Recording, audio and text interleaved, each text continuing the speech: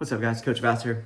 Thank you for joining me with OTF Audio Daily Beats. As always, if you're new, appreciate you coming in and listening to me talk about these workouts.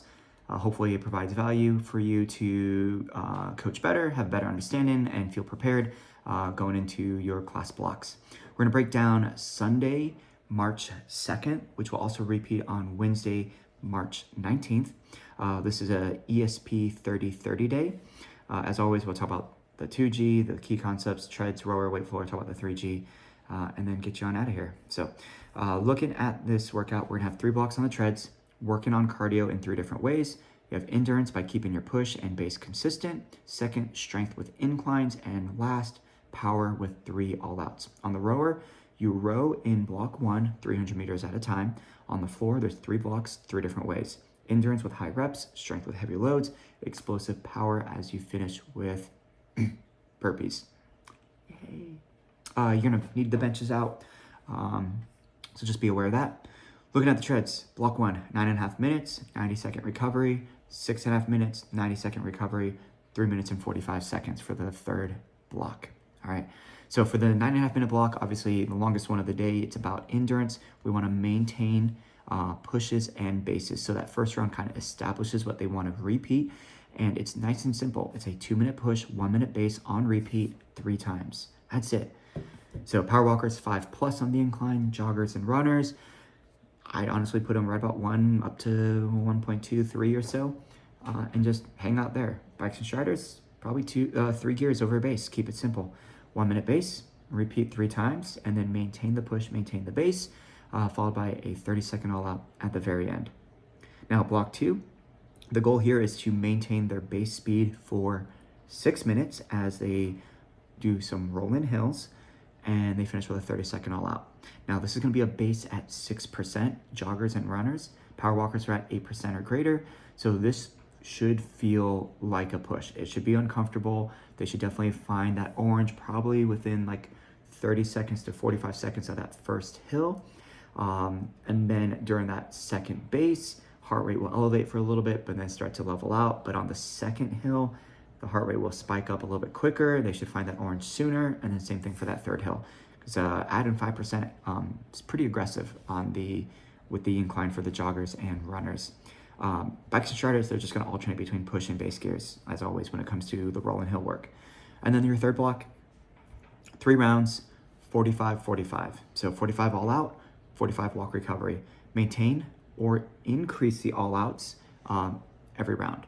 Now, knowing that the all-out is longer than what they've done in the past, as far as this workout goes, and the recovery is equal amounts, they might be like within 0.2 or so of the previous all-out. They might not hit the same all-out, so this is an opportunity like, hey, this is a new block, establish an all-out that you could start with, and then be confident in and rinse and repeat, or practice, perfect, perform, okay? Simple. There you go. That's the treads.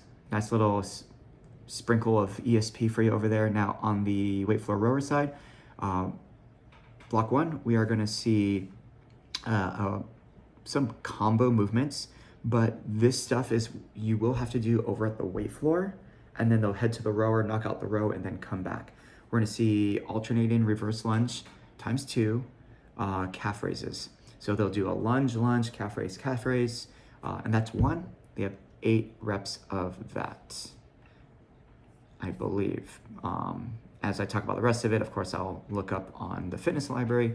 The second movement, nice and simple. They're going to see chest fly to close grip chest press. Also, some interesting numbers here. So actually, you know what? Give me a second. Let me pull this stuff up just so I'm not saying the wrong stuff. Boom, boom, boom, boom, boom. All right, so alternating reverse lunge to 2x calf raise. See what the vet video is. So reverse lunge, step back, come up, calf raise, okay? And then calf raise. Now they step back with the other leg and then 2 calf raises. So they're really doing 16 calf raises in that case. All right, so I misspoke. All right, then the second movement, chest fly to 2 closed grip chest presses. Let's see what that one's supposed to be like. And they're throwing all kinds of new stuff at us.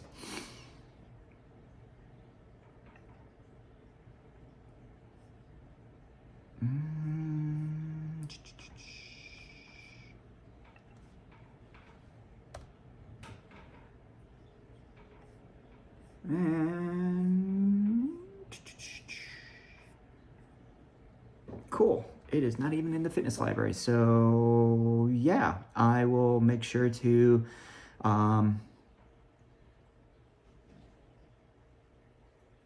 figure it out and let you guys know. Anyways, let's get back on topic. So once I do both of those movements, they have a 300-meter push row, and this is done circuit style. So with the shorter push row like this, definitely it should elevate their heart rate. They should maybe find themselves like high green, tapping into orange. Maybe not. But at the very least, you know, be consistent. Every round, can they maintain the time it takes or maybe finish 1 to 2 seconds faster? But the main thing is we don't want them to gas out because it is a push row. They should go right back to the weight floor and then go back to that reverse lunge, 2 calf raises, the other leg, 2 raises, chest fly to 2 closed grip chest presses. I'm going to assume really that's going to be fly and then press, and that'll be 1. They'll have 8 of those. Okay, block 2. Strength work. It's unilateral.